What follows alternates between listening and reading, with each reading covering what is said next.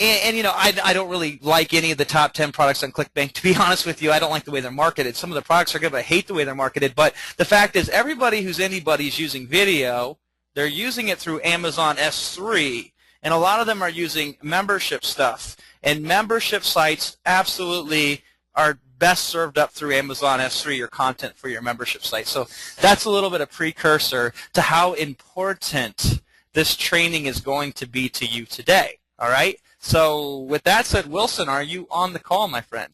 Okay. I'm here. Can you hear me okay? I was muted. Yeah, I can hear you. Everybody else, can you hear Wilson? Hey, guys. How's everybody?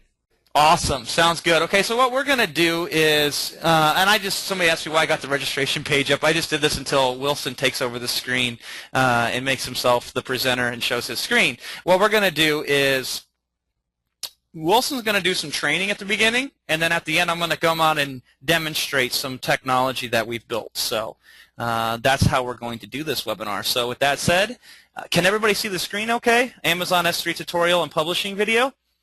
Awesome. So if you guys are ready, go ahead and type in ready, and we will begin. We have 236 people on this call. Only 60% attentive rate. What's the deal here? Everybody attentive now. Make this your main browser.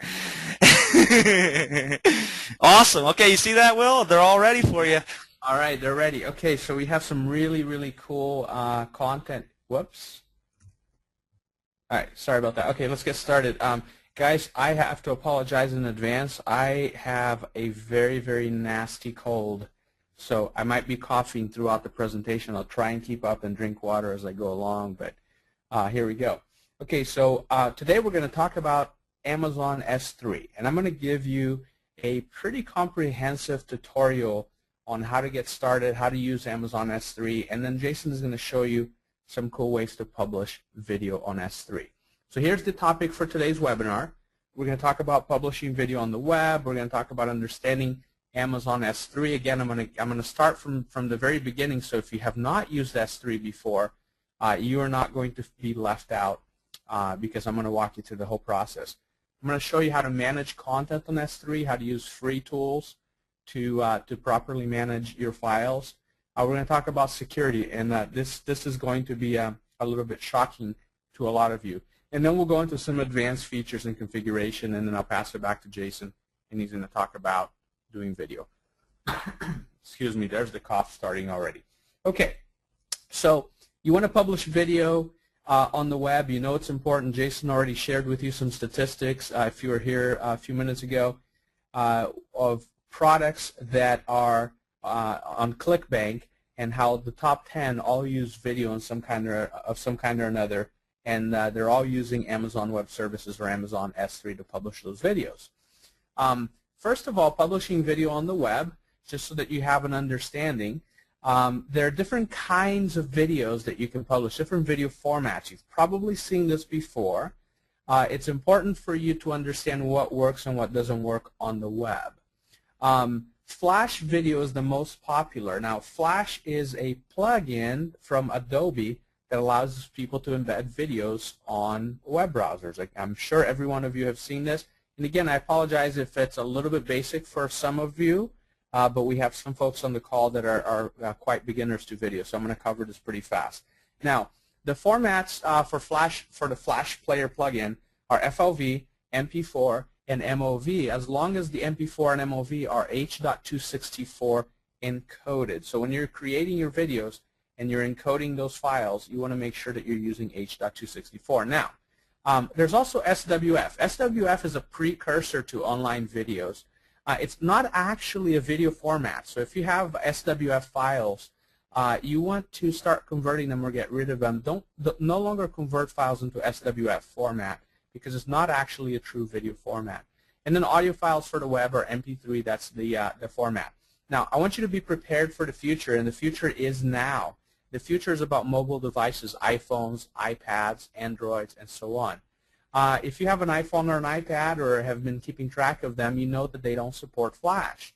The video format for iPads and iPhones, for example, is going to be MP4, H.264 encoded files. So you want to make sure that when you're encoding your files, If you're using FLV today, those files work great for web browsers that are on your desktop that have the Flash plugin, but you want to future-proof your stuff. Make sure you're encoding in MP4. We'll provide you copies of these slides so that you have this as reference information so you don't have to frantically write down all these acronyms and stuff. I know they can start getting pretty crazy. Real quick, Will, some people are saying, what about MPEG, MPEG? Can you explain that? Yeah, so there are various flavors of MPEG. MPEG 2, MPEG 4. MP4 is an MPEG 4 format.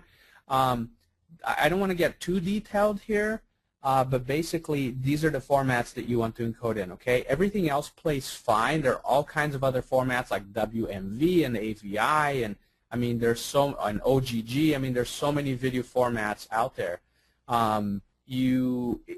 They play fine on the desktop when you download the file and so on, but if you want to play on the web, just remember you want to go with MP4 H.264 encoded files, and let's leave it at that because I don't want to go too deep into video. MP4 is everything. Everything should be in MP4.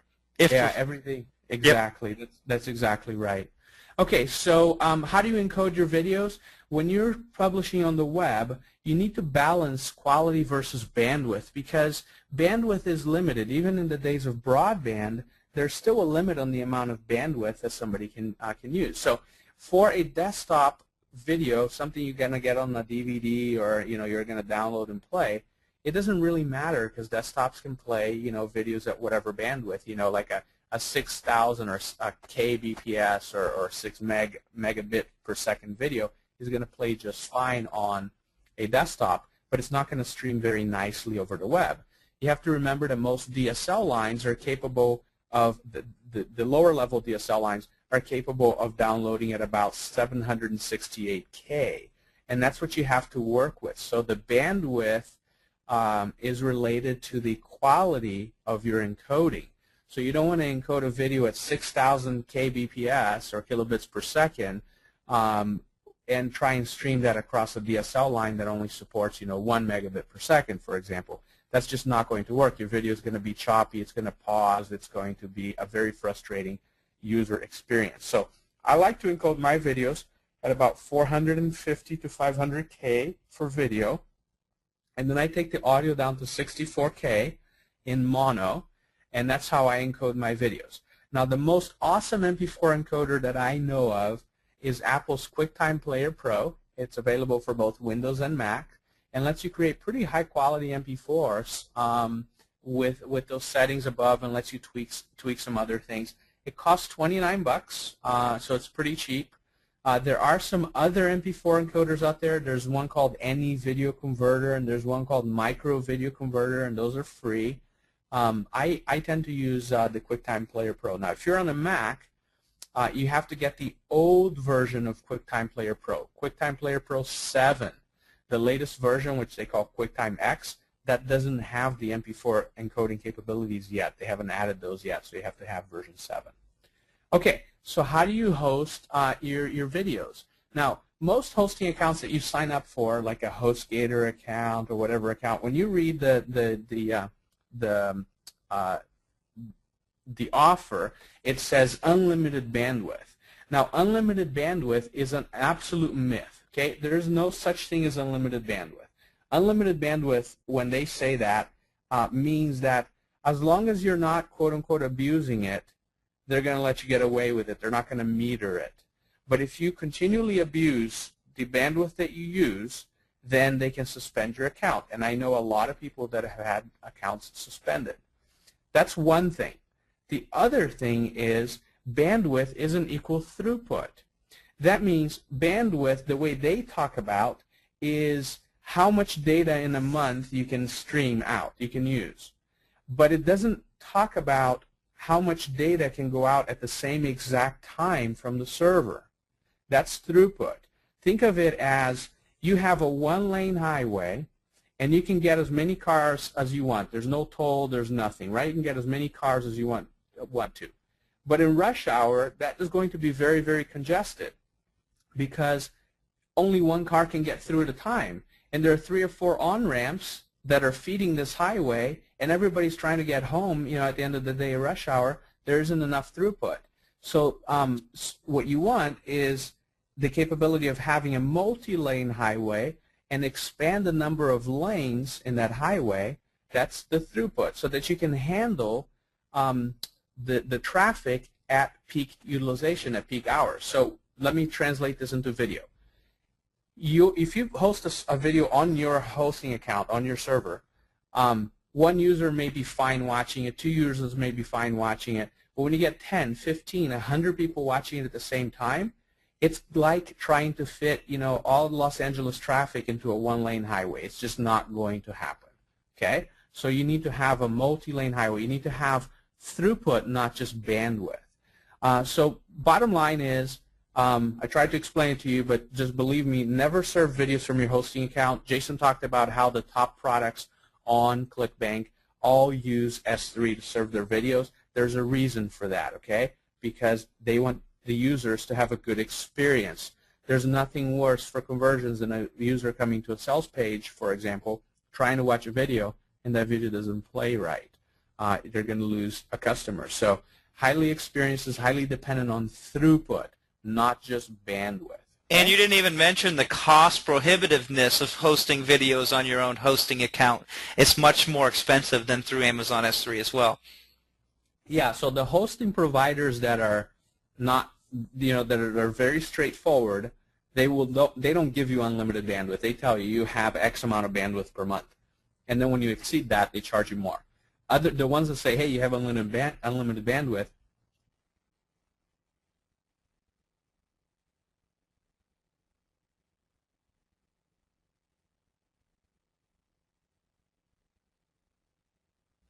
Will, I think we all lost you because everybody's saying no sound. I'll pick up where Will left off until he gets back on. Pipe in at any time if you can, Will. Sites that say unlimited bandwidth means unlimited bandwidth within reason. But if you send any sort of decent amount of traffic, you're going to be, quote-unquote, abusing the bandwidth. And what they will do is just pull they'll pull the plug on your site. Will, you were cut off for a second. Nobody could hear you. Oh, you know what? I'm having internet connectivity issues in my office. Okay. So what? So the last thing you heard was that they'll pull the plug on your site, right? Without any warning. I mean, they will just shut your site down. That's happened to me before with PowWeb when I was serving up video stupidly instead of being on Amazon S3. Yeah, if you use too much, if you use too much bandwidth, even though they say it's unlimited, if they don't like the amount. Then they're going to shut you down. So let me back out here. So let's talk about S3. S3 stands for Simple Storage Service as a service provided by Amazon Web Services, and it's a file hosting service. The cool things about it is that it's extremely scalable. You can store as much data and serve as much data as you want out of this thing. They handle the throughput. Not only do they handle the bandwidth requirements, meaning how much data you can transfer, they take care of how much data you can transfer at any given time by giving you as many lanes on that highways as you need right then and there. You don't have to worry about a server being bogged down with too many requests at one time. They just absolutely handle it. So it's super scalable, it's very reliable, very fast. There are no sign-up fees. It's completely free to sign up, which I'm going to show you today, and there are no contracts. You literally just pay for what you use, okay? And if you do it right, which is what we're going to show you to do today, it is absolutely secure. Okay. Most tutorials out there, in fact, probably 99% of tutorials out there, teach you how to use S3 wrong. They teach you how to create an unsecure configuration, and we're going to show you how to avoid that today. It is not, however, a web server. So there's no FTP, there's no cPanel, you can't run PHP scripts on it, there's no MySQL, there's no htaccess, there blah, blah, blah, blah, blah, all the stuff you know about a web server. It is not. It is a simple file hosting service.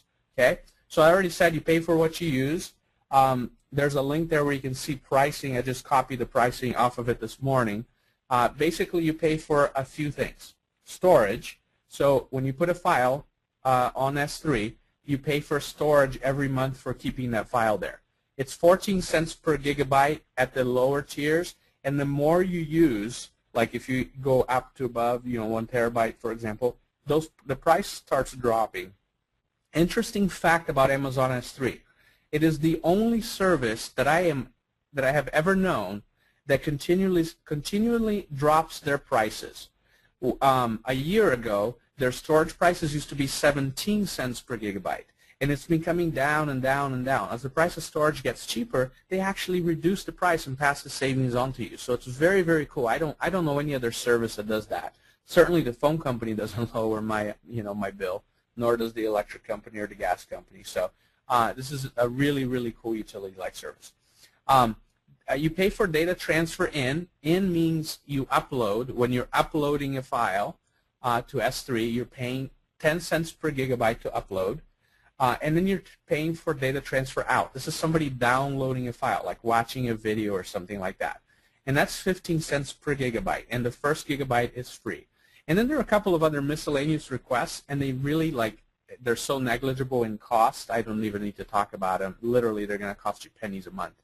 And again, and they also have reduced pricing options. This is the top tier.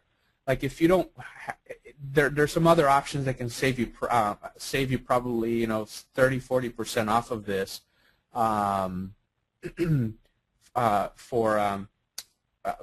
for different storage levels and different tiers of service. Like for example, they guarantee that these files you upload at this price will always be there. They're the top tier safety on your files. If you have your files backed up somewhere else and you don't want that extra redundancy, you can actually lower the cost of your storage, for example. Let's not go into that though. Just you can use these numbers. They have a calculator that you can use. It's accessible on this URL here, and I just wanted to give you kind of an example. Let's say you have 1,000 videos, and each of them is 20 minutes, which is quite long for an online video, actually, unless it's a tutorial.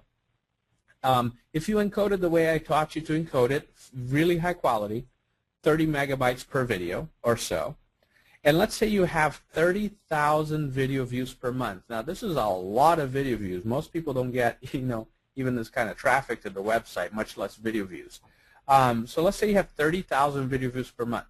You're going to pay in storage costs for 30 gigabytes, $4.24 a month. You're going to pay in data transfer for people to watch those videos, $137.85. And remember those other negligible costs I told you? That's 4 cents. Who cares? So for a grand total of $142.13. It's actually less than this because we've crossed another tier of service, so they actually give a usage discount off of that. So yeah, what I was going to say, Will, is I pay about $100 a month, give or take, and for over 1 terabyte of data transfer and storage. I mean, and higher amounts of storage. And I'm a power user, but because I crossed that threshold, $100 a month is a deal. Discount. Yeah, it's a deal. Significant discounts. I just wanted to give the highest possible price here. And guys, let me say this again. Jason just touched on it. Jason is a power user. Okay, he doesn't even reach this level of cost because his videos aren't all 20 minutes long. So if his sales videos are only 5 or 10 minutes long, then you can quadruple, double or quadruple the number of video views, and the cost stays the same, and so on. So as you can see, it's very, very, very cost effective to use this. I hope you can see this.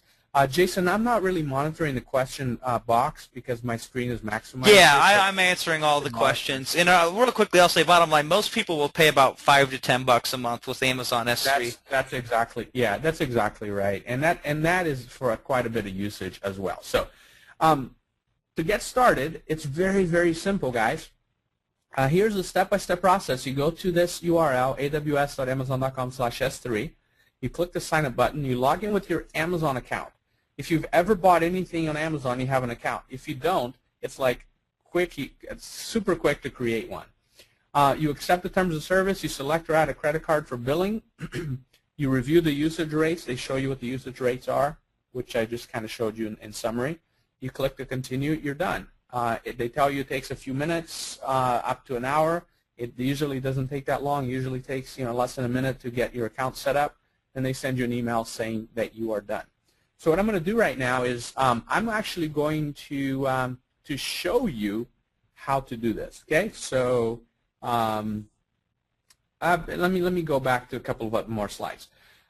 So I told you that there's no FTP, right? So since there's no FTP, it's not a web server. How do you manage files? How do you upload files and download files and so on? There are a different set of tools, excuse me, that you need to use. There's some free tools and some paid tools. My favorite two free tools are Cloudberry Explorer. Unfortunately, it's Windows only. And then there's S3 Fox plugin for Firefox. And this is cross-platform because anywhere you can run Firefox, you can run this plugin. And then there's, excuse me, some paid tools for both Windows and Mac that I have listed. And again, we'll give you copies of these slides so you don't have to worry about writing down these URLs. So let me go ahead and do a live demo here for you. What I'm going to do is I'm going to go to that URL I told you, aws.amazon.com/S3. And I told you when you go there, all you have to do is click on the Sign Up for Amazon S3 button. And it's going to ask you to log in with your Amazon account. So there's my Amazon account. So just type in your username and password for Amazon. And then if you scroll down, it shows you that I already have a credit card on my Amazon account, so it's just going to use that one. Otherwise, it's actually going to ask you for a different, to enter a credit card. And then you click on Complete Sign Up. Okay? So it says activating your subscription. You know, you're going to receive an email at this email address once it's done. Okay? So we'll wait a couple of minutes, and that email should come to me, and I'll watch my other screen here to see how that goes. Now, let me actually go over there now.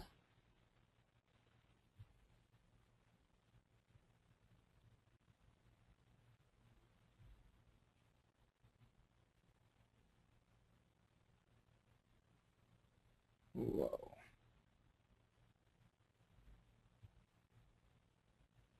Okay. What are you looking for, Will? I am looking for my email confirmation from them. And I received it. Yep, I got it. So I just want to make sure that I had it. So so I have an email confirmation from them. See, it says it can take up to a few hours, a couple of minutes to a few hours. But actually, I'm already done. So let's go back to that same URL, and then aws.amazon.com/S3. And then what you're going to do is you're going to click on this button that says Account. And you're going to click on this thing called Security Credentials. Now, since I'm already logged in, it's just going to give it to me, okay? If I wasn't logged in, it would ask me to log in. And this is you can think of it as a username and password. You have this thing called an access key ID, or what we call the AWS key, and then you have this thing called the secret.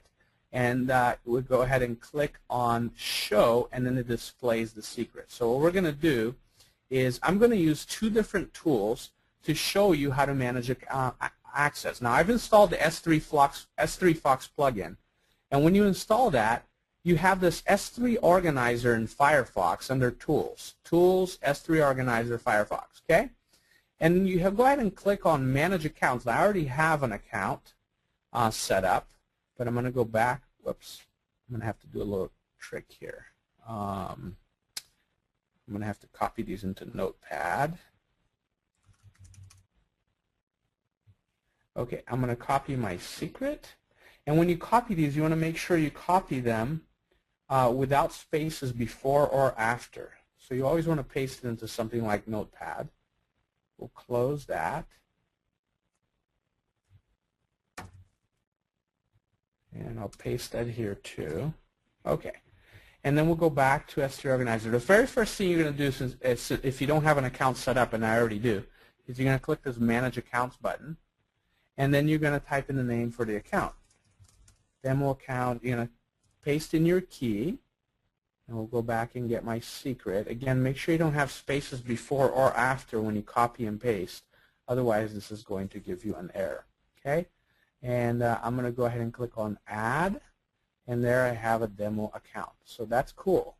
So now I'm able to access my demo account. So you can manage multiple accounts from here. In my other tool, so I use this when I'm on my Mac. When I'm on Windows, and I actually run Windows on the Mac, as if you notice, I'm actually running Parallels, which allows me to run Windows on top of the Mac. I actually use Cloudberry Explorer because it's much more advanced. So I click on, let me go back, File, Amazon S3. I'm going to add an account, and you can name it whatever you want. And then I have to paste my key. Whoops, that was my secret. Got to keep these straight. Let me go copy this again.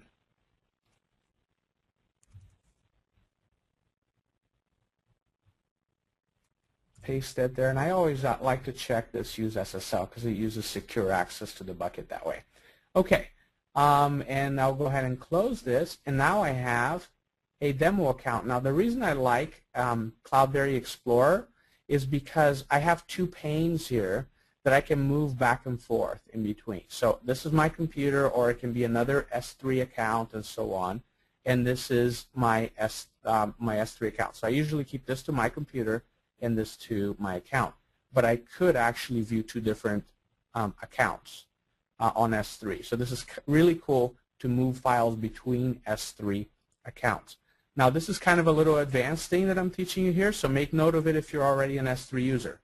Most people will tell you that in order to move files from one bucket to another, that you actually have to download the file to your computer and then upload the file back to the new bucket. Cloudberry Hey, Will, Explorer, real quickly, did you define to them what a bucket is?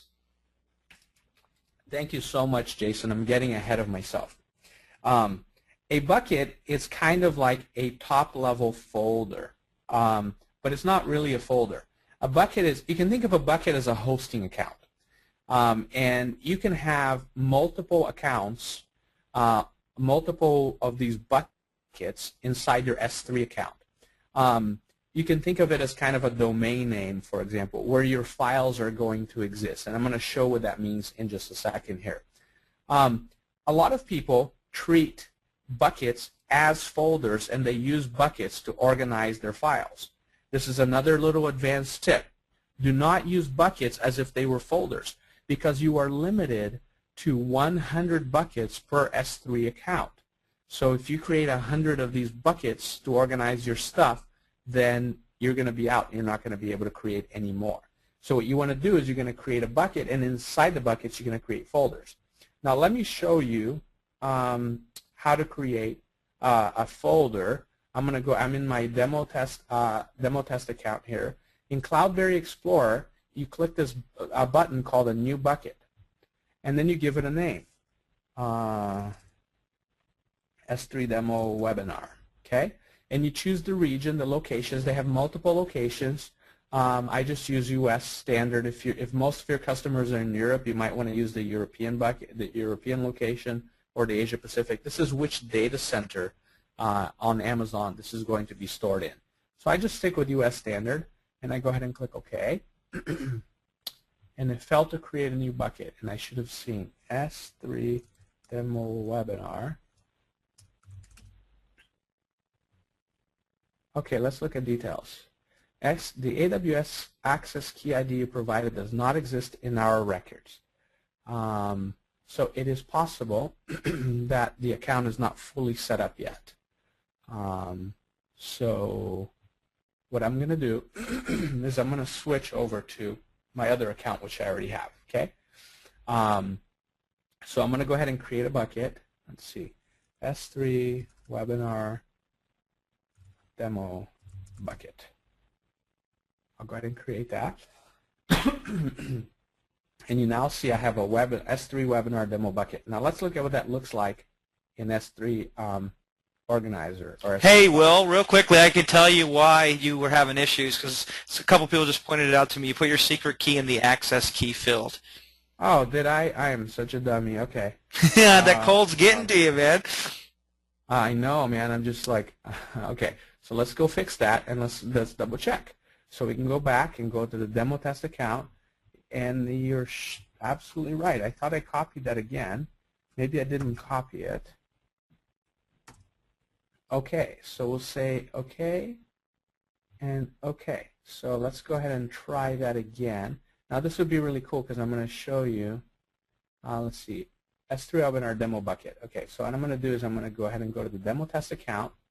I'm going to try and create an S3 webinar demo bucket. Okay?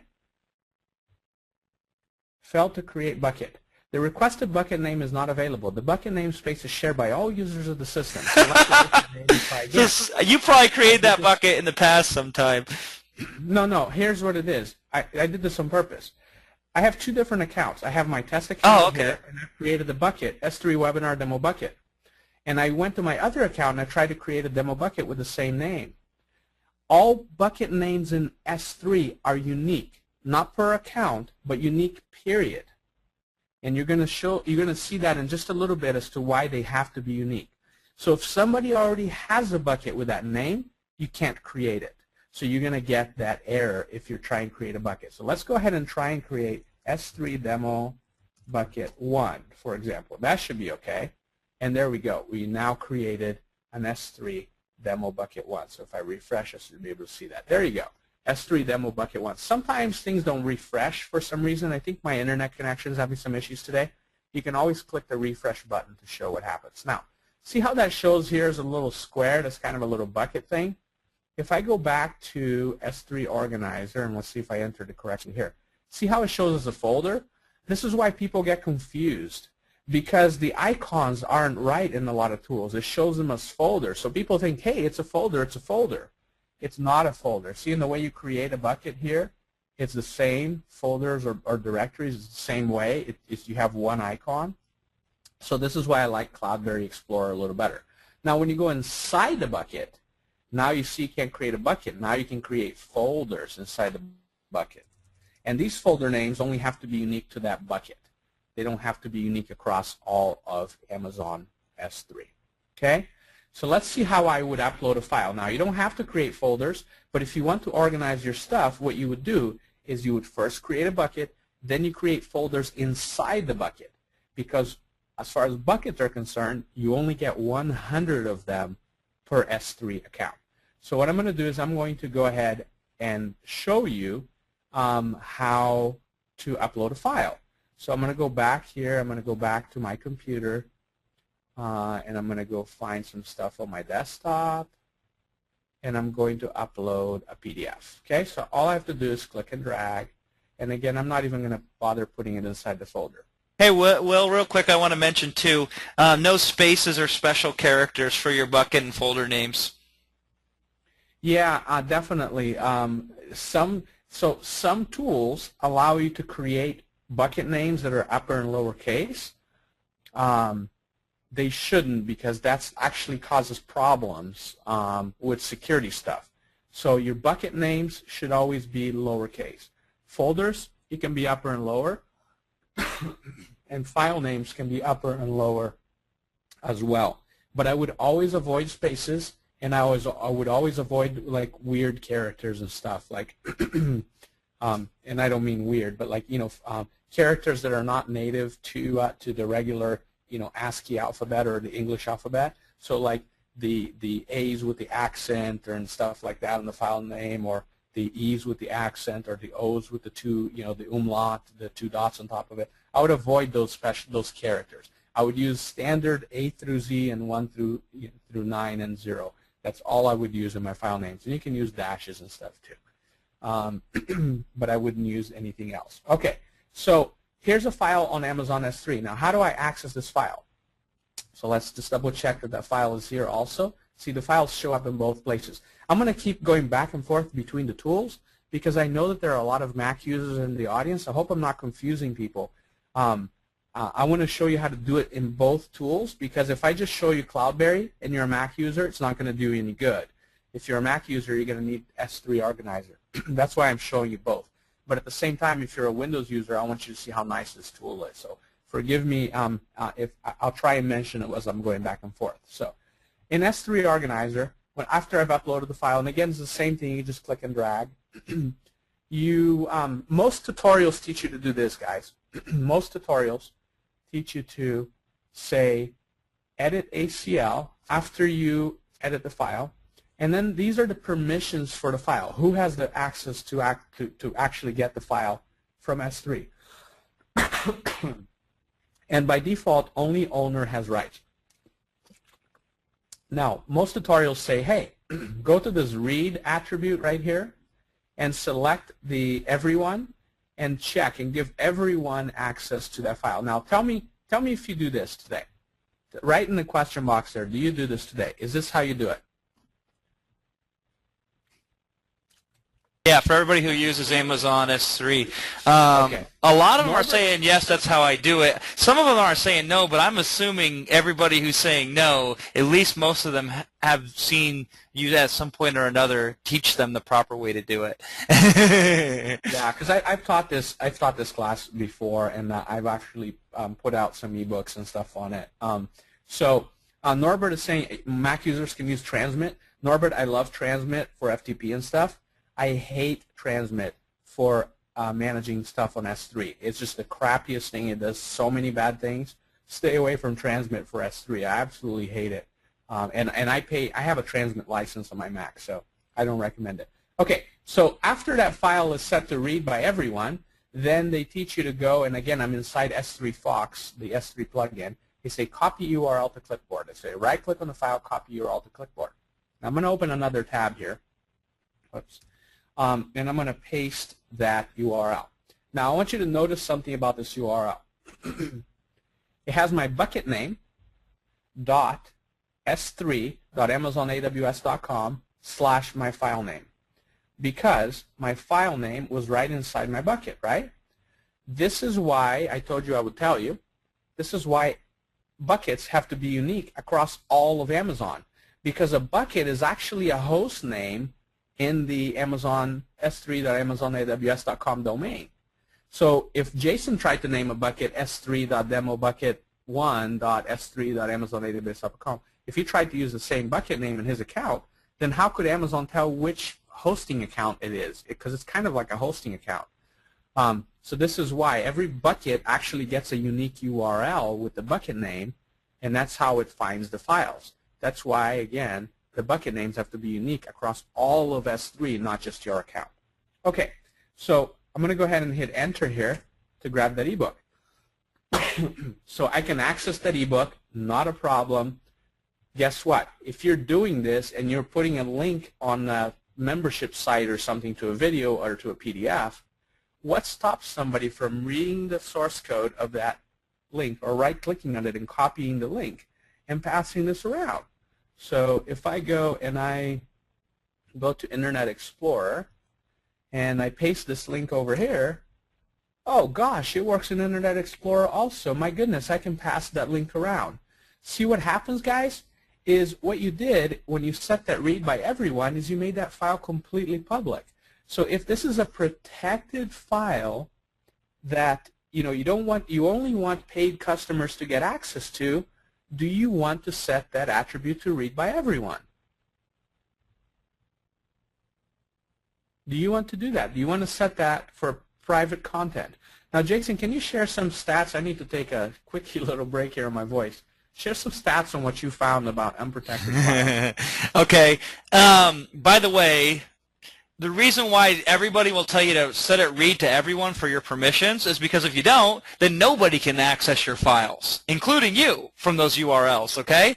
And so since everybody thinks you got to make it readable to everyone, what I did is went through ClickBank, and of the top 10, 4 of the top 10, their buckets were completely open, and I could download and find everything in that bucket that was listed because I just went to the bucket URL like Will showed you up there, and it showed me all the contents of every folder and every file inside of that bucket. And that 4 out of the top 10 products on ClickBank had unsecure buckets that I could pilfer and take whatever I wanted from it. And that is very scary and very alarming. That a lot of people, 99% of people who are using Amazon S3 have no clue that their buckets, when they set them readable to everybody, they have no clue that I can find your bucket name then and then look at all the contents inside of your bucket. All right, Jason, thank you. All right, so what I'm going to do a couple of more things. So let's first edit that ACL again, and let's remove that read by everyone, right? So now it's default. So now it's default. See, everyone doesn't have any rights. Only the owner has rights. So what I'm going to do is I'm going to copy that URL to clipboard again. It doesn't change. It's just that I don't have access to it. And I'm going to paste it here. And here's what you're going to get. Access denied. Because it's private. It's not public. You can't get to it via that URL. Okay? So let's take a look at how to do those things in Cloudberry Explorer real quick. Very similar. You can right-click on the file, and you say ACL settings. Their language is a little bit different. Instead of everyone, they call it all users. And then you have this ability to set it to everyone here. So we'll do that and go back to the browser. And if I try and reload this, because I've edited that right, now I should be able to access it. Okay? So let's go back and take that off. Okay, so a lot of tutorials teach you how to set up, how to upload a file and then go edit the ACL, and after you do that, then you can get the URL and then everything just magically works, and it's great. And there's some reasons why sometimes you might want to do that, like if it's, a graphic image for your website and stuff, that, a header image, that's fine, that's not a problem, but when it's protected content, you don't want to do this. Now, this is bad enough. Now, some tutorials, oh my God, some tutorials are really bad. Some tutorials actually say, create a bucket, and then go inside the bucket and set the entire bucket to read by everyone. Look what happens when I do that. Now when I go to the bucket, just the bucket itself, I can see everything that's inside the bucket. Look, my ebook.pdf is inside the bucket, the folder is inside the bucket. So now I can just copy this URL, put it up here, and I can access my file. So please, please, please, check the ACL settings on your bucket, and I'll just do it with Firefox this time. Check the ACL settings on your bucket and make sure that the bucket itself is not readable by everyone, okay? Yeah, and Will, when I said 4 out of 10 people on ClickBank Top 10, their whole bucket was unprotected. So when I went to their bucket URL like you showed up there, I saw everything, every PDF, everything that they had in there. Yeah, so at least, please, at least protect your bucket itself. So when I remove that right from the bucket, this is cached now, so let's see. There you go. When I remove that right from the bucket, at least the bucket itself is protected.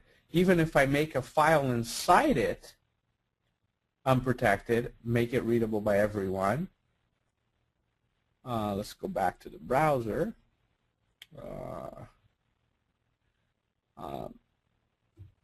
See, even the bucket is still protected. Now the file is available. Okay, but the bucket itself is protected because I've only set the rights to the file. So please, everyone, if you're using S3, make absolutely certain that your buckets are not unprotected, okay? That your buckets at least don't have that setting. It's bad enough to have it on your files, but in your buckets, it's really, really bad. Now, let me teach you a couple of things. This is really advanced, and you guys will really like this. And this is one of the things I like about Cloudberry Explorer is that it lets you do these things. See how when I went to this URL, it automatically opened, I'm going to copy this. I have it in, it automatically opened the PDF inside the browser. So let's put that there again. See, it opens inside the browser. Now, pay real close attention. There's something you can do to force that PDF to download. Again, this is really advanced. Most people don't know this. If you right-click on your file and you say Set HTTP Headers, okay, this strange window comes up. You click on Add, and again, you can only do this on Cloudberry Explorer. And you scroll down to what says Content-Disposition. I know it's weird, but it works, okay? And then you click on Value and just select the default value. Just leave this alone. Click OK. And then click OK again. It does its thing. And now, when I try and access that file, check out what happens. It's cached. Hold on. Okay, there you go. It's not cached anymore. So let me close that. Darn browser cache. Okay. When I click on it, see, now it pops up and says, hey, do you want to open it or save it? Now, isn't that cool? You can actually force a file to download. So if you want to have download links on your site and you want people to like actually download PDFs without having to zip them up, that's a neat little trick. Okay. So to upload files, again, you just drag and drop these files. And I think I covered a little bit of security. Do we have any questions on how to use S3? Real quickly, again, somebody asked, can you do that in Fire S3 Fox? And the answer is no, not really. This is a Cloudberry kind of a thing. You can, but it's way too complicated.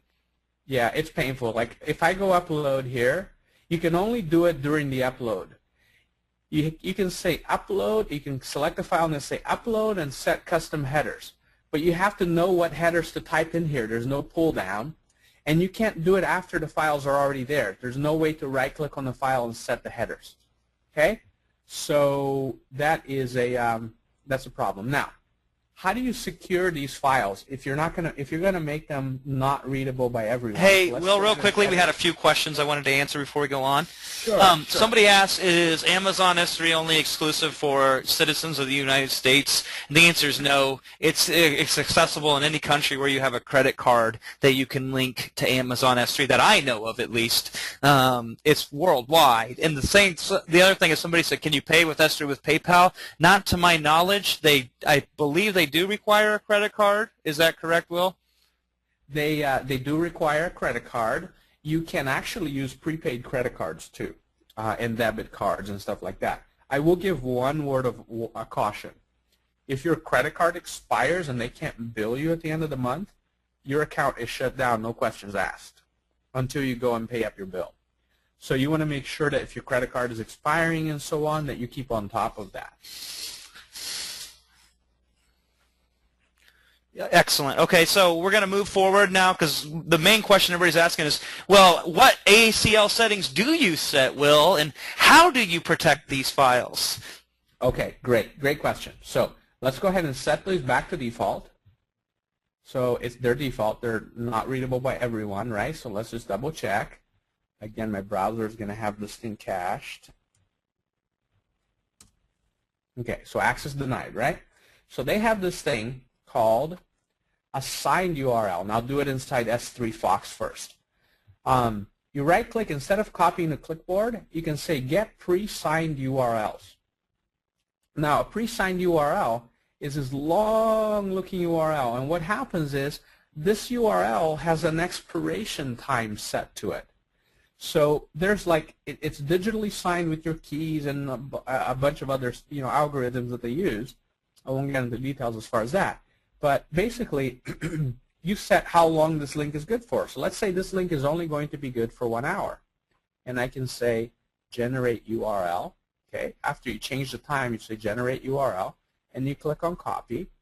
And now, remember, I can't get this. I'll just go try again. There's nothing I can do here. I can't get to that file. Now I can get to that file by using this long URL I just got. And you see that I'm able to access the file. See, I can save the ebook. So these are called authenticated URLs, and they allow you to securely provide access to only the people that, based on time. They're only good for a certain period of time. Now, I know the question is going to come up, so let me show you how to do that in S3, in Cloudberry Explorer. Same thing. You go right-click on it. You say web URL.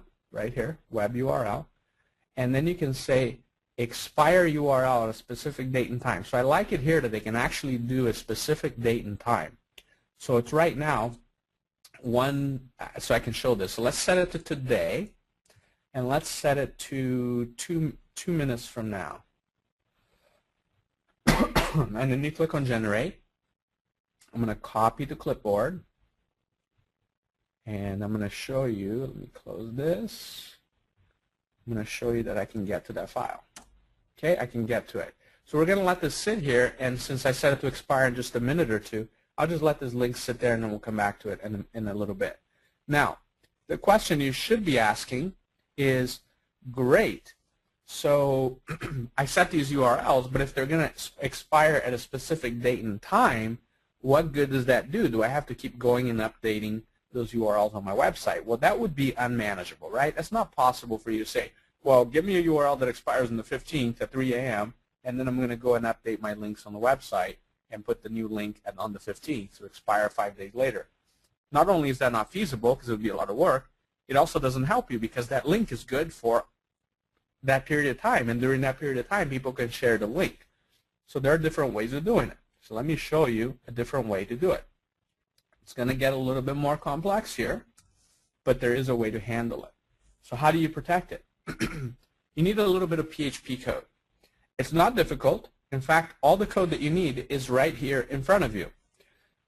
You need something called s3.php, which is a class library that you can get from that URL there. And again, you're going to have access to the slide, so don't worry about trying to write that down. And then you put in this at the top of your PHP files. So your download pages, for example, should be PHP-based. And you put in your access key. You just copy and paste this code at the top, and you replace this with your actual access key ID, and this is your actual access key secret. And that's it.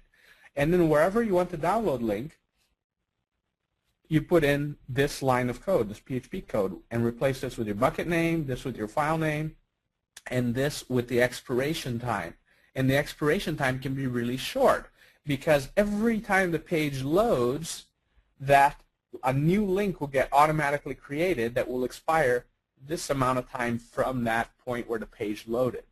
So this is how you would go about doing it. So let me go back to the browser. So now, I mean, this works, and if you have static HTML content on your site, then you can change those to PHP files, and this is going to work for you. But it's still not the best solution because you got to write this code and stuff by hand. So if you have WordPress, which I hope most of you are using WordPress, right? Is everybody using WordPress? Type that in. Again, this is a free way of doing it, okay? You can do this, and it does work, and I have download pages where I set this up if they're not using WordPress. Let's go back to the site. I just wanted to demonstrate this to you again. When I try and go back there, after that time has expired, see, it actually told me that the request has expired. So you want to get that expired message. So this is how you do it. Again, I showed you a little bit of code. I'm not going to go too deep into it, but you're going to have access to this. You can just copy and paste this code and test it out, and it works. Now, the question I usually get is, well, if I put my access key ID and my access key secret, by the way, you guys never want to give this out.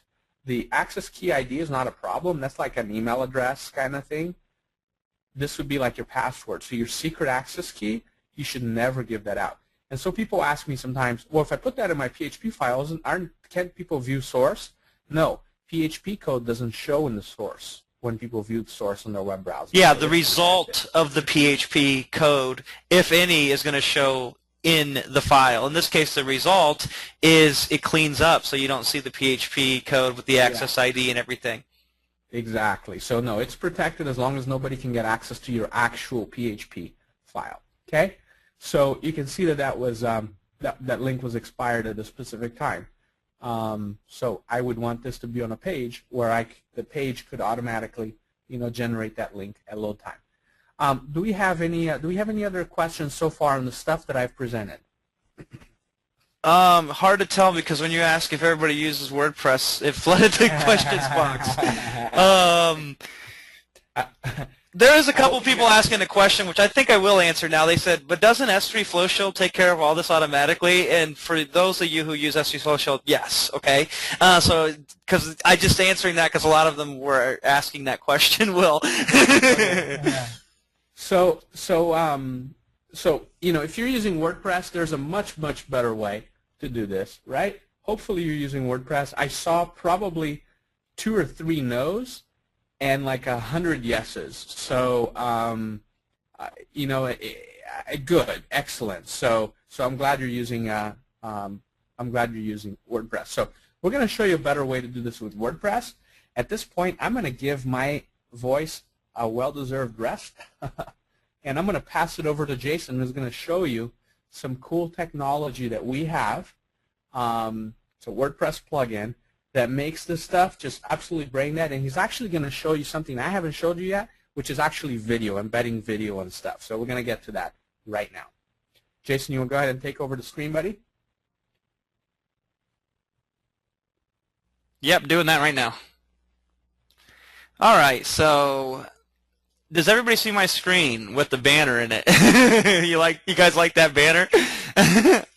I'm a graphic genius, aren't I? Okay, this is a brand new blog I've set up at s3flowshield.com/demo, and there's nothing here except for a blank new post, okay? Now, I'm going to use Amazon S3 to serve up my video content, okay? And I'm actually going to put my video content directly inside of this post. So that's going to be really cool, okay? And I'm going to show you how easy this is to do as well. Let me just get one file open real quickly so that way I can grab some URLs real quickly so I don't have to go and dig around in my Amazon S3 account. Uh-oh, for some reason it's not opening that URL anymore. Dang it, I deleted that file. Give me 1 second. Because I got some URLs ready to go, and I just don't want to have to bounce around back and forth through Amazon S3. You can tell this is a totally pre-scripted, recorded webinar, right? Cough and all. All right, I can't find this for some reason. It's a text file. So people are asking, can you do the stuff with MP3s and stuff? Yeah. So we're going to show you video today, but the same concept goes for MP3, so you can embed audio, video, downloadable files, and on and on and on. It's very, very simple to do. All right, I can't find the thing, so what I'm going to do is I'm going to pop up Amazon real quickly. On your other screen, dude. Yeah, I'm going to move it over right now. Good call. All right. So I had a whole list of URLs, so this would go smoother and quicker than it's going to now, but that's okay. All right, so here we go. This is a new thing. So I want to create a new post, and I want to do video, and I want to do it on Amazon S3. Well, I've installed this plugin called S3 Flow Shield. We'll talk about a little bit more about it in a bit, some of the background of it, but the front of it is this. See this little thing here that says S3 Flow Shield controls when you hover over it? It's got like a little shield there. If you click on this, and then you go to your URL, and you're going to put in a URL from Amazon S3. In this case, you see here, http://bucket.s3flowshield.com, Amazon S3, yada, yada, yada, right? And let's say this is a video file, which it is, okay? Because if you go all the way to the end, it says .mp4. This is a video file, so we selected the type to be video file. Then we customized the video settings, and there's global settings that I have already set. And so we won't even get into these yet. I'm just going to click Insert Shortcode. Okay, so you see this in front of you right here? See how easy that was to do? I just literally selected a shortcode and just visually selected some stuff, clicked a couple buttons, and it's done. Now if we click Update on this post, and we go to refresh here, you will see that there is a video that's embedded right here. And if I push play on that video, it will load the video, and it will start playing the video. Pretty sweet, huh? Now here's what's so cool about this. If we actually view the page source, first of all, does anybody see this right here?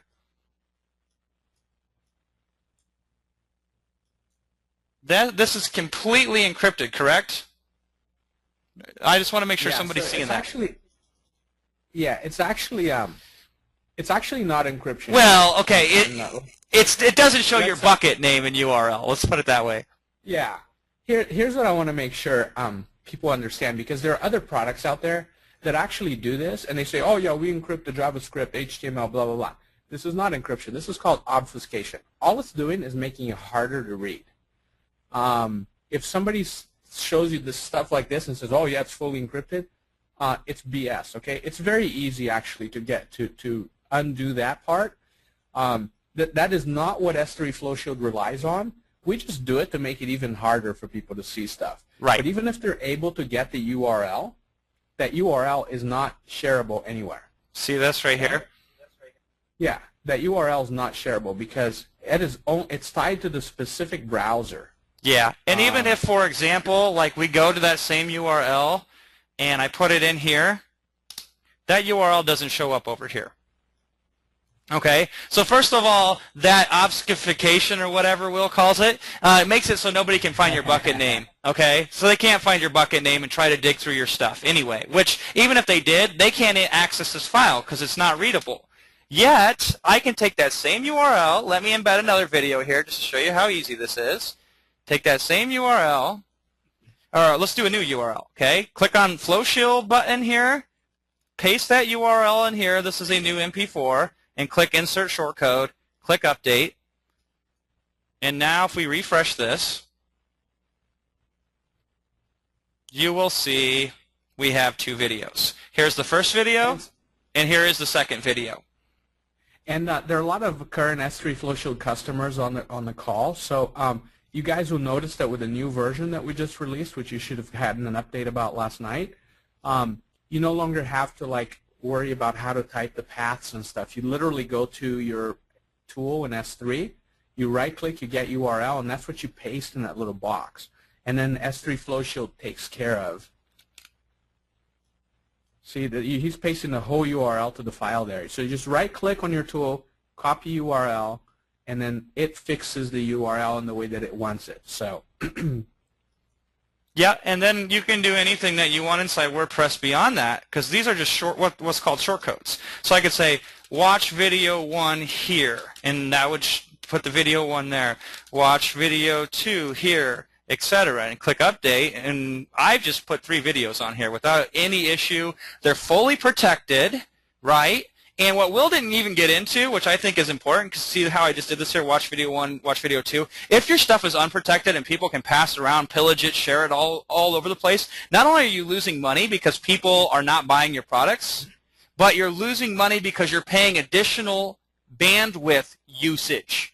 My bill has went down even though my usage has went up because nobody's passing my stuff around. The other thing is, even though I have 3 videos on this page, none of them are loading right now. So if somebody hits this page, I'm not paid to serve up any bandwidth until they click a video. So that's cool because I can put 3 videos in my membership site in one post, and they won't all load simultaneously and cause mayhem because I can click any one of these. I just click the third one. It starts loading when I click on it.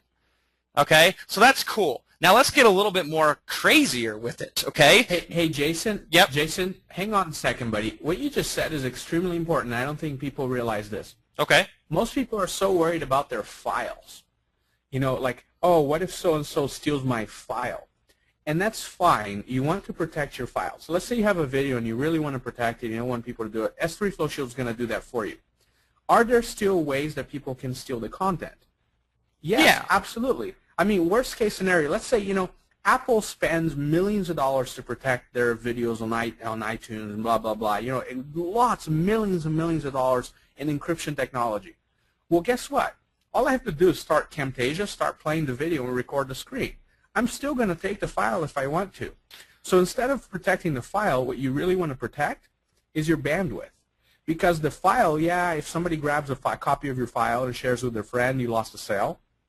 But there's no hard cash out of your pocket. You didn't have to pay for somebody to steal your stuff. When you have your stuff unprotected and somebody copies a link and posts on a Black Hat board and everybody is downloading from that Black Hat forum from your bucket, you are paying for people to steal your stuff. It's hard cash out of your pocket.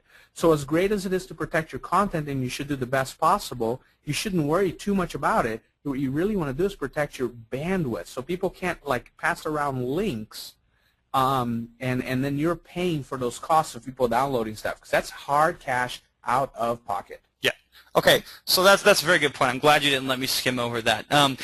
You see before me, now let's do some fancy stuff with these videos because I've embedded 3 videos. The autoplay's false, the size is a specific size, etc., etc. That's because I haven't set anything on an individual basis. I have just set up some S3 Flow Shield global settings. So if you go here, it's very easy to configure, by the way. If you sign up for S3 Flow Shield, you'll get a plugin key. You stick that there. You put your Amazon AWS key here, your secret key here. You put your bucket name here, and you can override the bucket name on individual files if you wish to. I won't get into that now. But that's basically all you do. You can set your URL expiration time and all this other stuff. But what is important for me is the video player options right now. Okay, and you can create these in posts or in pages in WordPress. Okay, see how this is player display mode? It says embedded on page. Watch if I switch this to JavaScript overlay and then switch the autoplay to true. Okay, I switched it to JavaScript overlay, autoplay to true, and clicked update options. All right, what I'm going to do now is go back over to the post, and I'm going to refresh it. Now watch this. Watch video 1 here. I'm going to click on this. And do you see what's going on in front of you? Isn't that cool? What just happened right there? I made this a video lightbox. You know how hard that is to do? With normal coding chops? Very hard. You saw how quickly I did that, okay? And now all my videos are overlays, okay? You might say, Jason, that's fine, but I want a video, my next video that I put in there, not to be an overlay, okay? Well, all right, let's do that. So but my global settings say make each video autoplay in an overlay. But I can click on this and put in my new URL for this next video right here. And this time I click Customize Video Settings, okay? And I want to play autoplay false for this specific video. And I want this video to be embedded. And heck, let's just make this video a different size. 600 by, wait, no, let's not do 600. Let's do something smaller. 340 by 240, or I don't even know the exact dimensions, so it scales properly, but it doesn't matter right now. It's just a demonstration. And you see here they have this extra stuff. Autoplay equals false, display equals embed, width, height. Basically, there's so much stuff that can be specified on a video-by-video basis. So I'm going to go refresh this page over here. And now when I refresh this page, see how this video down here is smaller? It's set to the dimensions that I wanted it to be set. And then I click play, and this video doesn't pop up in a light box. It just plays down here, okay? But this one, if I click on it, pops up in a light box. And then it begins to play autoplay. So you can set individual videos one at a time, right? If you wish to. Or you can just simply use the default settings. So you can look at some of the settings here. Allow ratings and view count. So you can allow ratings and view counts for your videos. Autoplay, display the control bar or not. You know, non-fast forward videos are all the rage. So let's create a new post and make this. By the way, out of all top 10 ClickBank products, all 10 of them had non-fast forward videos. Non-fast forward videos. Okay, and let's just say I got a URL here for a non-fast forward video. What I do is go to Video, Customize Video Settings, and all I have to do is go to where it says Display the Control Bar. All right, where it has Auto Hide. Okay, do not display the control bar. That's all I select. Just that one thing, one click, right? Click Publish. And now if we view this post, you will see, wait, did I do that right? Oh, got it. Okay, because I have that, let's do that again. Because my global settings and overlay. So I'm going to do this. I'm going to go to Customize Video Settings. I'm going to select Embed, not Overlay. And then I am going to do not display the control bar, and I'm going to autoplay it. All right? Autoplay true. Embed instead of overlay, and do not display the control bar. Insert shortcode, update this, and now if we hit refresh, here's your non-fast forward video. Okay, it's taken a second to load because we're on the webinar, but I can pause it, but I can't fast forward or rewind it. Now, I personally don't like to use the non-fast forward videos. They do help in sales, though. So I'll leave that up to you whether or not you want to use this functionality, okay? but it's there. Okay. Now I won't go through a lot of the other stuff. You kind of get the idea. But if we go back here, you notice there's other file types. So with audio, if I wanted to do an audio file, I have different settings for my audios. And when it's done, I can embed MP3s, serve them up directly through Amazon S3. And by the way, Will, correct me if I'm wrong. If I put a URL here that's not on Amazon S3, what happens if I try to just put a regular video URL in there? You can play, so you can do that. And then what you have to do is you have to go to Customize Video Settings. Okay. You can go ahead and click right there. Oh. Just pull down. And where it's at the very top option there says Use Authenticated URL. Oh yeah, change it to false. Set that to false. Yeah. So you could use this for anything with any video that you wish to or audio, but it's best with Amazon S3. Okay. But we can do audio. Absolutely. We can do file. So I can take a file and let's just say I want to put this file here, and let me get an actual file instead of a video. Of course, my S3. I can't get to the files. Okay, so I'm going to put a file in here, this PDF, and I can click on the download link anchor right here. Download me, and if I click Insert Shortcode there, and I click Update, and I view this post, then you will have the download here at the top. At the top, sorry. Yeah. Yep.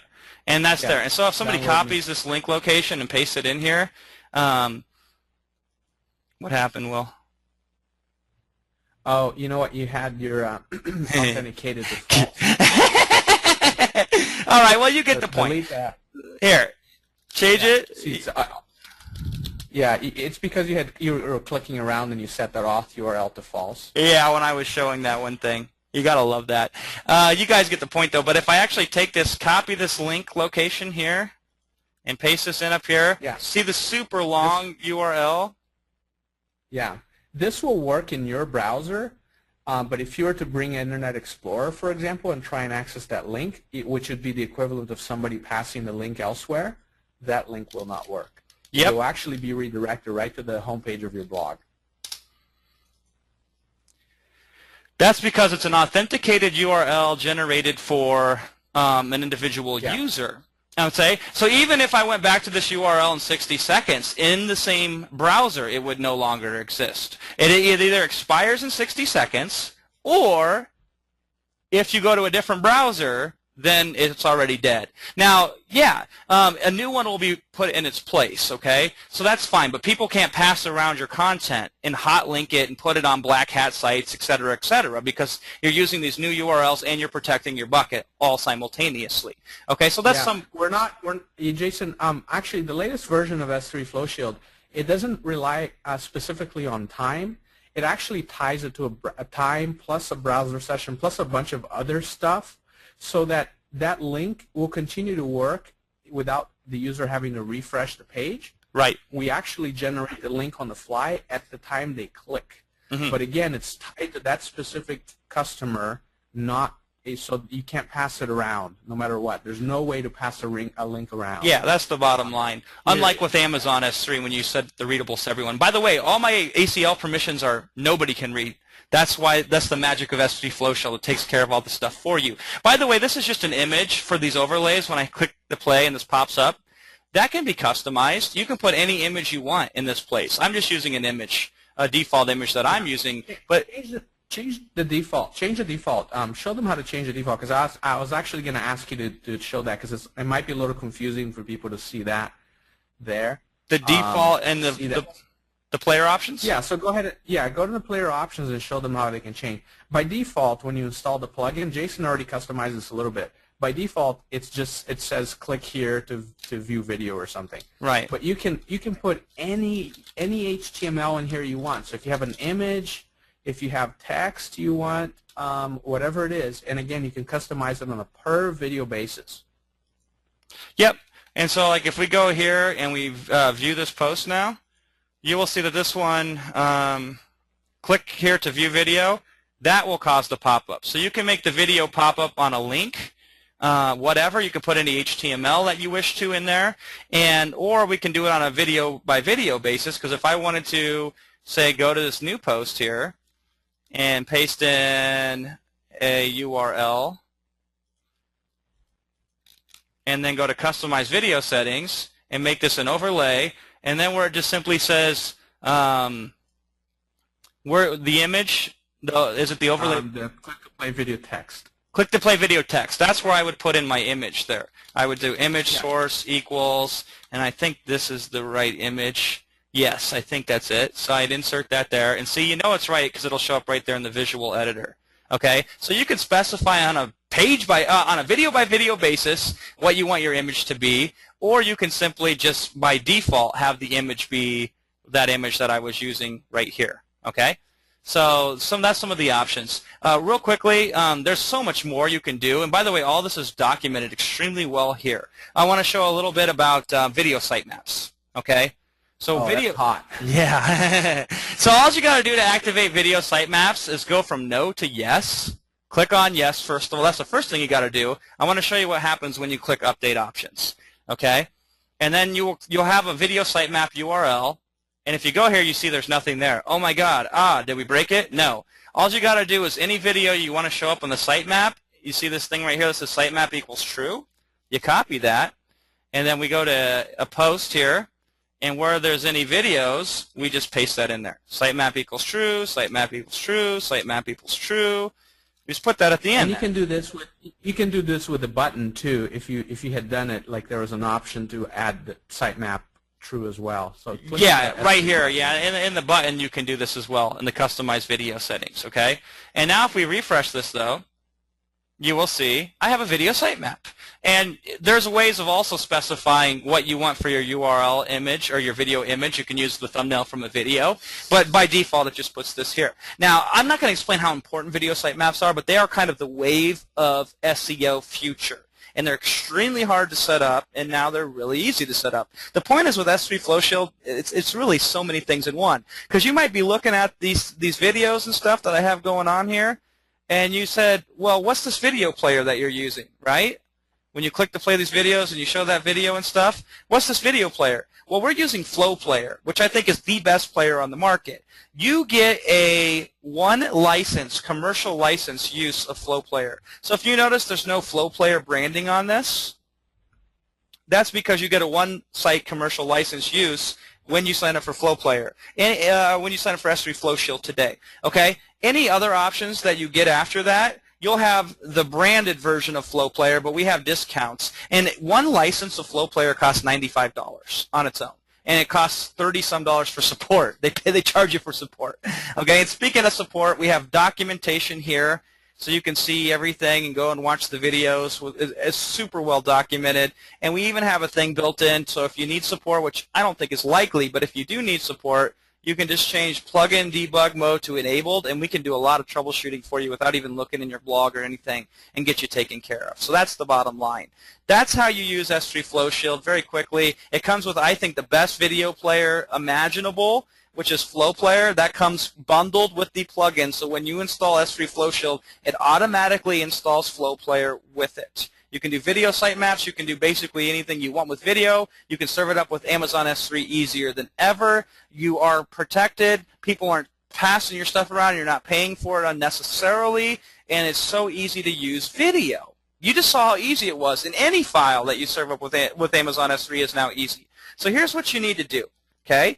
You need to go to Jason, before you go into that, go back to the player settings and turn off the commercial license. And just turn that off.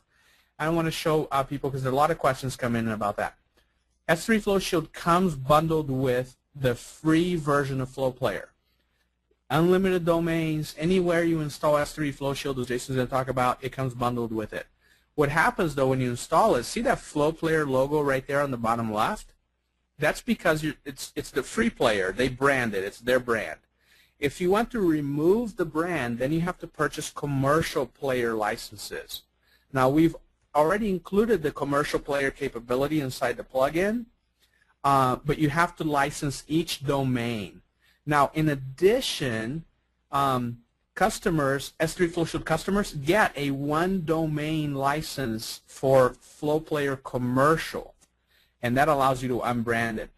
That is a $95 value, that one domain license alone. So if you want more licenses, Jason will tell you how to get more licenses. But S3 Flow Shield, you're going to talk about its unlimited domains, right, Jason? Yep. So if you go to s3flowshield.com/purchase, and you want to paste that in the URL to everybody, Will? I think I can do it too. Yeah, I will. I'll race you. Okay, it's s3flowshield.com/purchase. You can purchase with PayPal or you can purchase with credit card. Okay, you click on one, and then you simply agree to the terms of service, and then you'll have to fill out some information here real quickly. Go ahead and fill that out, and then click Checkout with PayPal, and it will take you through to PayPal. Okay? So it takes about 5 seconds. So again, that URL is s3flowshield.com/purchase. Okay. And it's in the chat box, so you guys can just click on the chat box link. And it'll take you here if you go through PayPal. If you go through credit card, then it'll take you through the credit card checkout process. And when you're done, you will be directed to the members area, and it looks something like this. Let me see if I'm logged. Yep. Okay, so you'll have your downloads here. You'll have how-to videos, affiliate tools. If you wish to promote this, you will already have an affiliate ID set up with some affiliate tools embedded with your affiliate link that you can purchase, that you can promote with.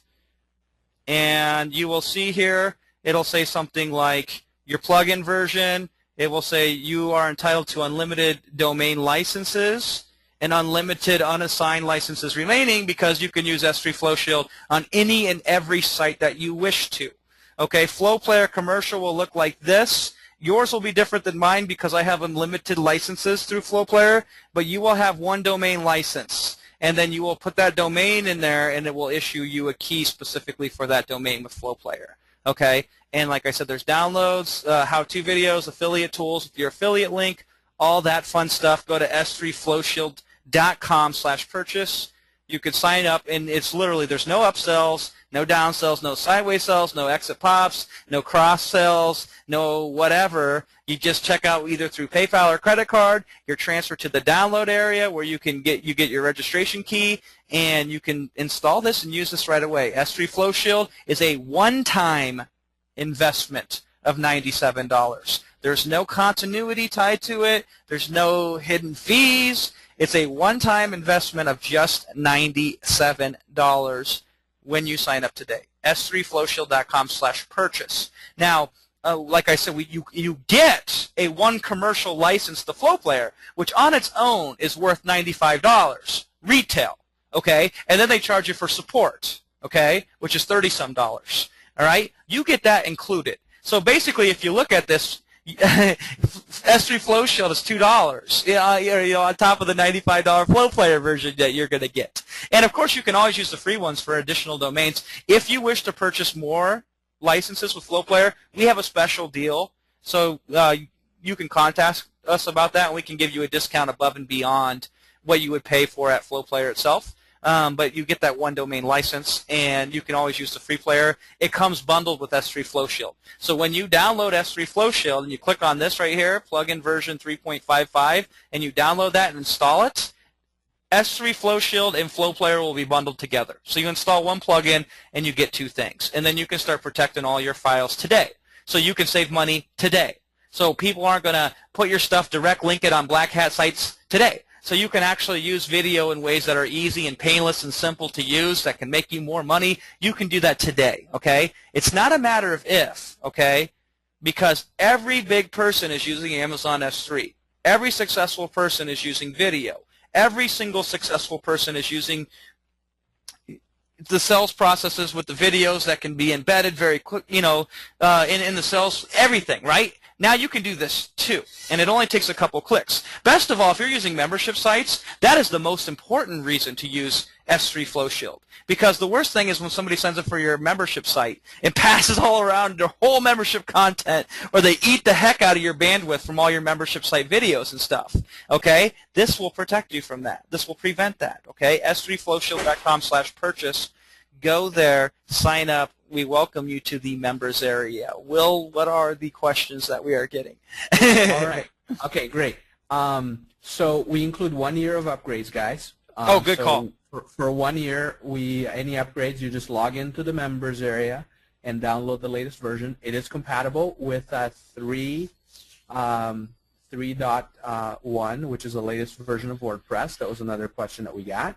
One thing that we failed to mention is this version of S3 Flow Shield is compatible with iPads and iPhones. Oh, yeah. So iPads and iPhones can watch your videos. Now, caveat here, they have to be MP4 with H.264 encoding. So if you're encoding your videos any other way, it doesn't matter. It's just not going to play on iPhones, okay? So you're going to have to work on that. If you have questions, contact our help desk. How do you get more commercial licenses? So Jason, if you just go to s3flowshield.com/commercial-player, and these links will be inside the members portal. Now, you can't just buy commercial licenses from us. Just come over and buy licenses. You have to be an S3 Flow Shield customer, okay? You have to own a license to S3 Flow Shield. And then you can see the discounted pricing. Pretty discounted.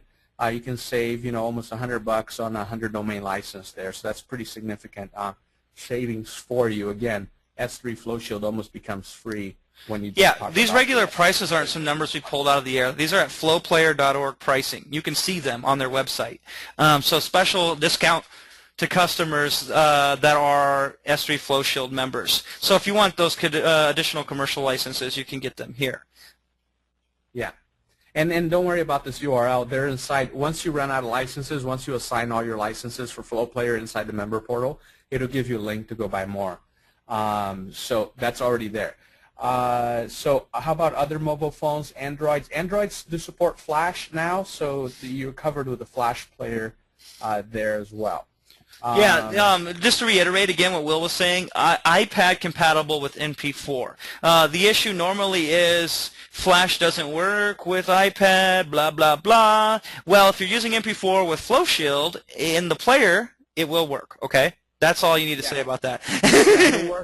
It'll work because we do an HTML5 fallback. How about well, I knew you were going to get into that, Will, but yeah. That for a geek answer. Yes, it'll work. So let's see, what other questions do we have? If I already have S3 Flow Shield 305, do I need to pay for 355? David, all current S3 Flow Shield customers should have received an email early this morning with instructions. If you haven't seen it, check your junk or spam folder and make sure you whitelist this. So yes, you get a free upgrade to 355.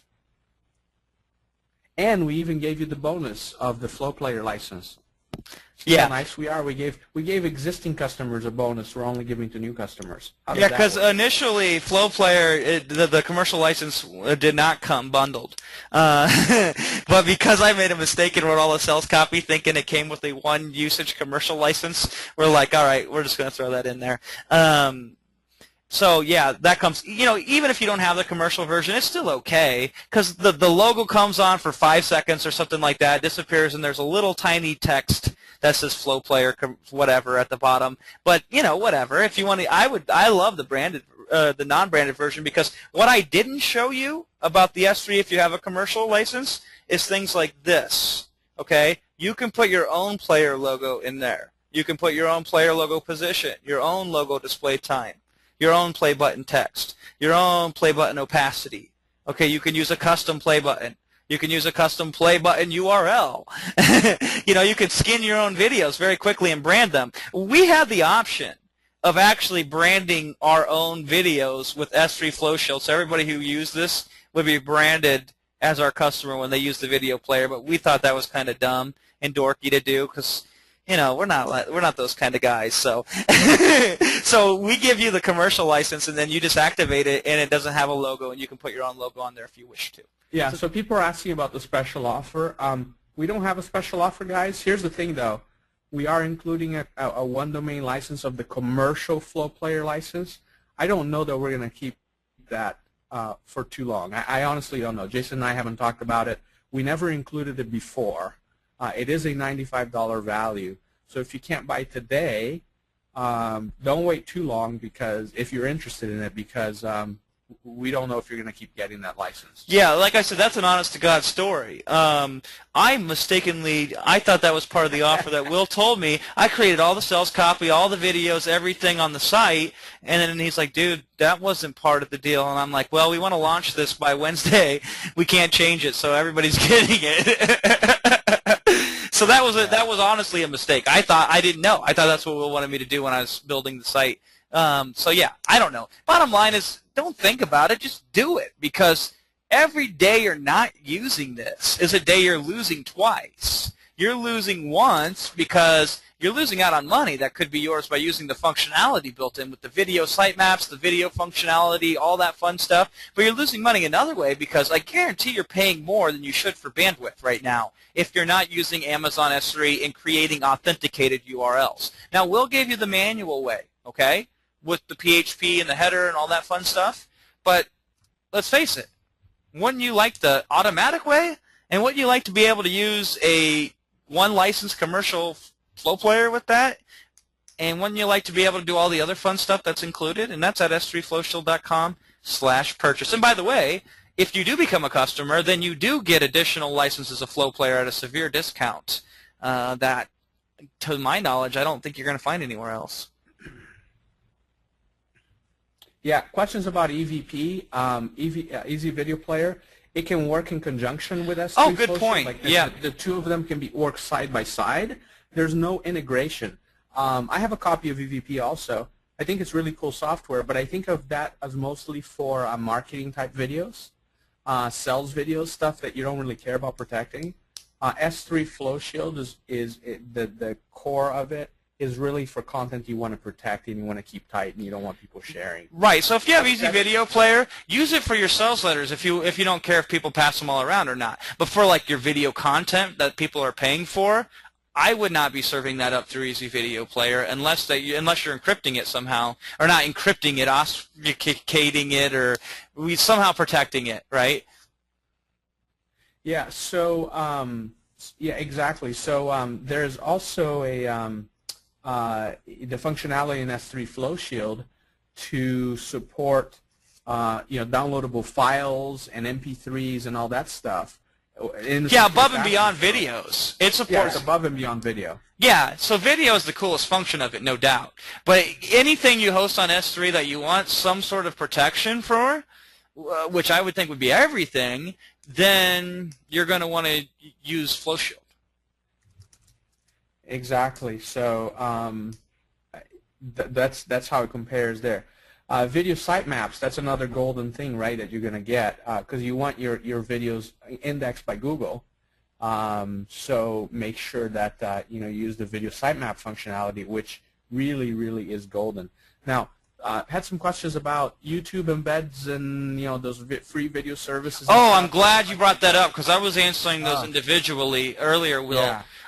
Let me be honest with you. There's times when you'd want to host videos on YouTube. If you have a very specific social media optimized viral campaign that video marketing ties into it, YouTube has its place. Don't get me wrong. Would you use YouTube for your paid content, though? I don't think so. Would you want to use YouTube on your squeeze pages? I don't think that's a good strategy, because here's why. You don't control YouTube. YouTube controls you. So how many people have got an account ban with YouTube? I know a lot of them. Second thing is you're limited with your functionality. You can't do the video overlays. You can't do all the cool stuff that I showed you that's not only cool but makes money. You can't do all that stuff with YouTube. And when Will was talking about being on a one-lane traffic, earlier, let's face it, YouTube does not perform as reliably as Amazon S3 does when it comes to serving up videos. Is that a fair statement to make, Will? Yeah, absolutely, because they don't care. There's no service level guarantee. It's free, it's on them. So, and it's getting worse and worse on YouTube. Actually, it annoys the crap out of me when I try and go watch a video and it keeps pausing on me. Yeah, it's so slow. Where Amazon S3, think about this. S3 is this.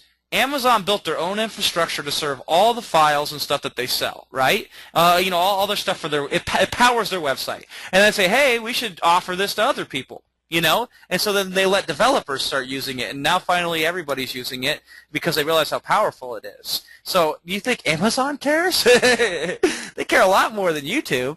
And so, yeah, you know, YouTube has its place for specific viral activities, but not when it comes to serving up video for sales purposes directly on a sales page, not when it comes to membership site content. And again, let's put video aside for a second.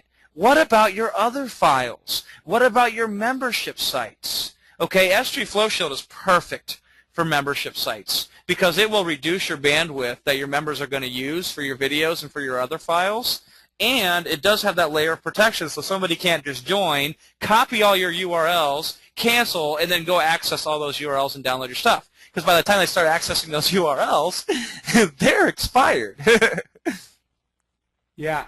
Hey, Jason, somebody just asked a cool question we didn't cover. Can you redirect the video, redirect the user after they watch a video to somewhere else? Absolutely. There's an option in there, and it's in the documentation section. You can, and there's a little video how-to on the in the member portal too. You just put a little parameter, redirect equal, and then the URL, and at the end of the video, the browser automatically takes them to another page. That's a really cool feature.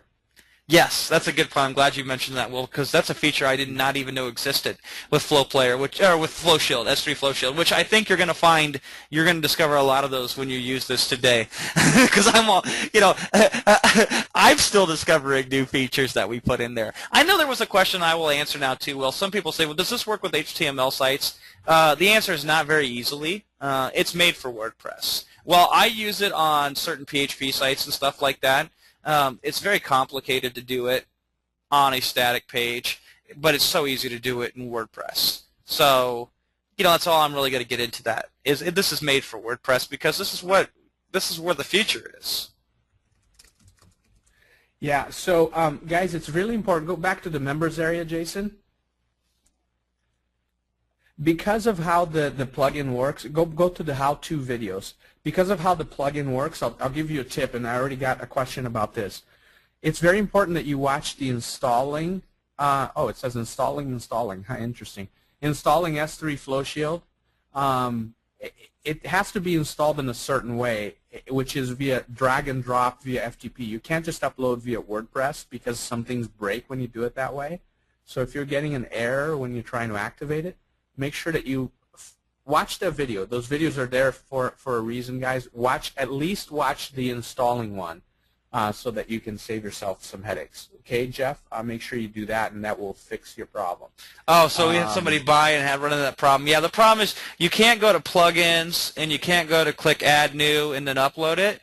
Don't do that, okay? Because the way it's built, you can't do it that way. So what you just do is upload it into your plugins folder, and that's documented in the how-to video. It's super. Yeah, it's shown exactly in the video. So just make sure you follow the instructions. So, okay. So yeah, watch those videos. The video instructions are there for you to watch. We'll come up with some additional videos as well. Let's see. Let's see. Okay, yeah, so we do have an API, guys, that you can use for PHP sites like Jason was saying. It's not, simple, but if you know somebody who knows a little PHP, they can use it. So you can use S3 Flow Shield features on non-WordPress sites as well. Again, we provide you an API. We don't support that, okay? I'll be honest and upfront with you. It does work, but we can't be providing, custom coding support. So any other questions? I hope you enjoyed the content on how to use Amazon S3. For those of you that are already using it, hopefully you learned a few tidbits on how to protect your stuff and a couple of the additional things I showed you. Yeah, if you don't get S3 Flow Shield, by all means, do the manual PHP thing that Will showed you. And we'll be sending out the replay of this next Monday or Tuesday with the slides, okay? So regardless of whether you invested today or not, please, if you're using Amazon S3, okay, first of all, use Amazon S3, right? Secondly, yes. When you use Amazon S3, make sure to create authenticated URLs. I can't believe that anybody teaches otherwise. Yeah, absolutely. I think we're done with all the pressing questions. Sorry, guys, if we missed your questions. There's so many cool comments going by, and it's like the window's like such a pain to scroll back and forth and try and find questions. So, let's see. Are there instructions included to show the steps in Amazon S3? We don't teach you inside the members portal how to use Amazon S3. Okay, we taught you that in this webinar. So get the replay when we send it out next week if you want. Now we'll send the replay out next week, but all customers, as soon as it's uploaded, as soon as we're done rendering it, we'll put it in the download in the area. Is that fair, Will? For a limited time? I don't know that we will put it there, Jason, because oh yeah, we're going to sell the recording. Sell this course. I forgot. The training that we do, we're going to sell. That's a good point. Yeah, we actually sell this training. I've done this webinar before, and I've gone into a little bit more detail than I did today. We actually sell it for almost $20, so you guys are getting some free training. So make sure you watch for the webinar download and download it, because you're literally getting free training. Here's the reason we don't teach you and we don't support you how to use Amazon S3 inside the member area. Because if you went to buy a car, which is like what S3 Flow Shield is the tool, it's a car, you wouldn't expect the dealership to teach you how to drive, right? You can't expect it to learn how to drive. So we can't be teaching you that. If you need some assistance, we can point you to some resources. Like this webinar is going to be a great resource. I took you from, I don't have an S3 account, I don't know what it is. I showed you, if you came in late, you want the replay, I showed exactly how to sign up for an account. I showed you how to get the free tools. I told you which tools to go get. I showed you how to set up those tools. I showed you how to create buckets, how to upload files, how to protect your files. I gave you a complete course, basically, in this webinar. Yes. So you have the instructions to learn how to drive. Okay. Make sure you download and you watch it. This is what you need. So just for clarity's sake, we will be sending out the replay next Monday or Tuesday, as I explained earlier, the reason why for that. That'll be a time-limited free replay that people can watch because, as Will said, he has sold the recordings to this training that we just did for free. Yeah. So yeah, if you came in late, watch for the replay. It'll be very limited time for the replay because we do actually sell this training. If you own WP Twin and you set up S3 Flow Shield the way you want it, S3 Flow Shield clones perfectly with WP Twin. Yep, that's how all your settings will carry over. Yeah, by the way, that's how we do our members area. If you guys haven't noticed this, if you bought a couple products from us, these are clones. And these clones are clones of also the S3 Flow Shield setups. Yeah, exactly. Some people are asking for how to purchase that S3 training that I did. So I'm going to put that link. Yeah, we can put. You pretty much got the same content here. Yeah, if you can't wait till Monday or Tuesday, I mean, you could purchase it today. And that is at, where did we set that up, Will? Hold on, I'm copying the link. Whoop, I sent the wrong link. That was my PDF link. Hold on. It was like S3 webinar recording. Yeah. So I'm pasting that right now for you guys. Right here. It's in the chat box. s3flowshield.com/S3 webinar recording. And what you get is a pretty in-depth, pretty much what I went through today plus a little bit more. Plus you get some documentation and stuff like that. Again, you're going to get most of it for free when you get the recording. But if you want it right now, like Jason said, you can go buy that for $17. Yeah, we're going to send out the replay either Monday or Tuesday, make it available for probably 48 hours. But honestly, if you don't want to wait till Monday or Tuesday, you can buy that right now, the recording. We do sell it, and Will has sold several hundred copies of it in the past. The URL's in the chat box, Jerry. Look in the chat box and go to webinar. Yeah, all right, Jason. I think we're pretty much. Oh, do you use Wishlist for membership sites? We do use Wishlist. We use several different plugins for different purposes. This works perfectly with Wishlist. Yep.